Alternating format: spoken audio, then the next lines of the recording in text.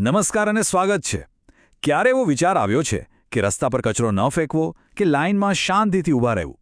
આ નાની નાની વાતોનો દેશની પ્રગતિ સાથે શું સંબંધ હોઈ શકે? આજે આપણે એ જ વાત કરવાના છીએ, સિવિક સેન્સ એટલે કે નાગરિક સમજ વિશે. અને સમજીશું કે આ માત્ર સારું વર્તન નથી, પણ ખરેખર તો આપણા રાષ્ટ્રના ભવિષ્યનો એક મજબૂત પાયો છે. ચલો આ વિષયમાં થોડા ઊંડા ઉતરીએ. જો નાગરિક સમજ એટલે ખાલી પ્લીઝ અને થેન્ક યુ કહેવા જેટલી સીમિત વાત નથી. ના, એનાથી ઘણું વધારે છે.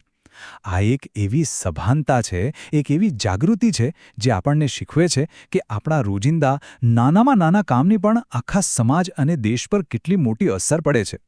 અને હકીકત તો એ છે કે જે દેશના નાગરિકોમાં આ સમજ ઊંડે સુધી ઉતરેલી હોય છે, એ જ દેશ પ્રગતિના રસ્તા પર ઝડપથી આગળ વધે છે.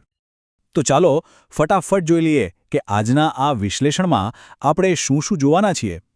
સૌથી પહેલાં નાગરિક સમજ શું છે એનો પરિચય મેળવીશું. પછી એનાથી આપણા દેશને શું ફાયદા થાય છે એને પર નજર કરીશું. ત્યારબાદ આપણી કેટલીક મૂળભૂત ફરજો વિશે વાત કરીશું. પછી એ જોઈશું કે જૂની અને નવી પેઢી આમાં કેવી રીતે પોતાનો ફાળો આપી શકે છે. અને છેલ્લે એક પ્રેરણાદાયક વિચાર સાથે વાત પૂરી કરીશું. તો ચાલો શરૂઆત કરીએ આપણા પહેલા વિભાગથી અને સમજીએ કે નાગરિક સમજ ખરેખર છે શું.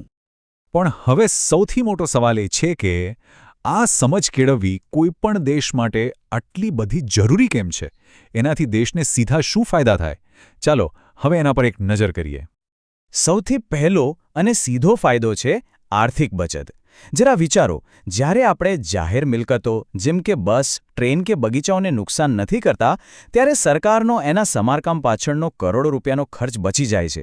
અને આ બચેલા પૈસા ક્યાં જાય છે? એ સીધા જાય છે આપણા માટે સારી શાળાઓ અને હોસ્પિટલો બનાવવામાં. એટલે કે આપણી એક નાની સમજદારીભરી આદત દેશના વિકાસમાં બહુ મોટો ફાળો આપી શકે છે.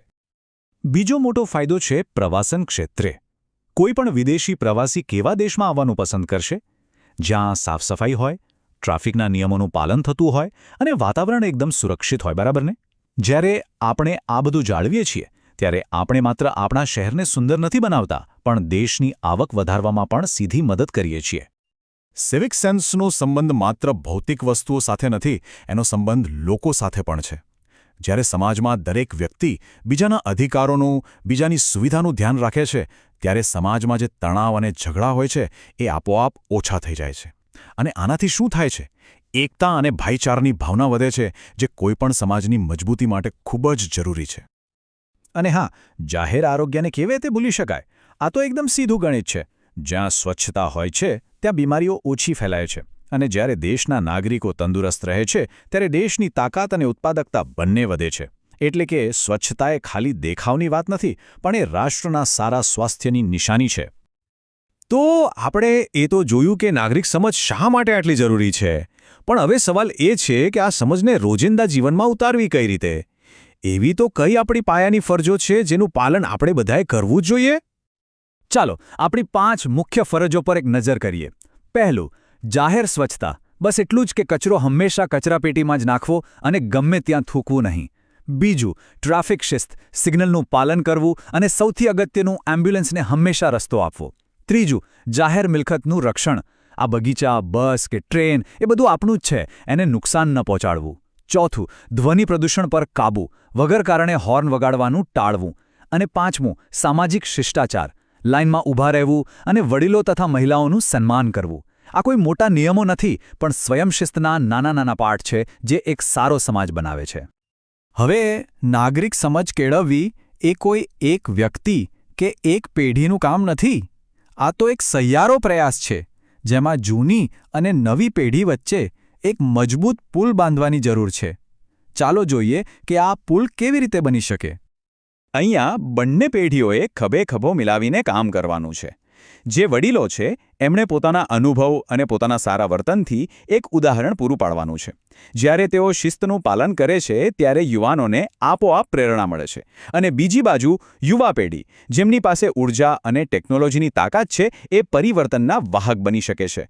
તેઓ સોશિયલ મીડિયા દ્વારા જાગૃતિ ફેલાવી શકે છે, સફાઈ અભિયાન જેવા સારા કામોમાં જોડાઈ શકે છે. આમ, જ્યારે અનુભવ અને ઉર્જાનો સંગમ થાય છે, ત્યારે જ એક મજબૂત રાષ્ટ્રનું નિર્માણ થાય છે.